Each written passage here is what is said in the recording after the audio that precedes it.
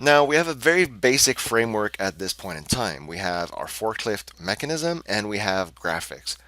The next step that we're going to be taking is we're going to start building up the actual mechanical characteristics for this machine. Now to do so, we need to add inside of the mechanism something called an assembly.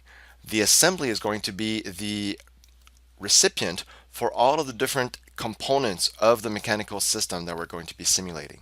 Now in this forklift, we're actually going to have only a single assembly, but it is possible to create mechanisms that have multiple assemblies, especially if you have a machine that's made up of multiple components that might separate during the execution of the simulation. So I'm going to double click here on empty assembly, and so then we'll see that item appear inside of the list. Now I can always go back and save. I'm just using the Control S key.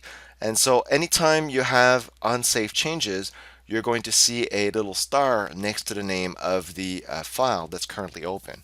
Once I hit Control S like I just did, then that star disappears. In this next section, we're going to start learning how to create parts. Parts represent the different sub-mechanical elements of a machine. Each part is going to have basic information like what is its mass and how is that mass distributed along the graphics of the part. Each part is also typically going to have collision geometry. That's how it's going to know how it's going to collide with other elements in the environment. Now to create parts, we can go about inspecting the models in two different ways. One way is through the Explorer, we can expand the graphics tree, look at what's called the scene root, and then expand the model until we find the sections that we're interested in. You can see that as I hover with my mouse over these different sections, they highlight in the 3D model that we're seeing on the right hand side. Another way to get direct access to an element from the 3D model is to simply click on it. So if I come here and I click on the left side wheel, or sorry, the right side wheel, it's going to highlight here inside of the editor. Now, at this point, I want to go ahead and create a part to represent that wheel within the simulation of this vehicle.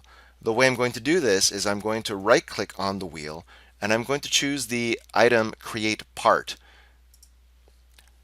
This will bring up a dialog where I can go in and be able to specify which assembly the part should go into. Now, of course, at this point, we only have a single assembly inside of this example. So I'm going to go in and select it and use the little check mark item to specify that the part should go under the assembly. And now we can see the resulting part that's been created here inside of the hierarchy in the Explorer.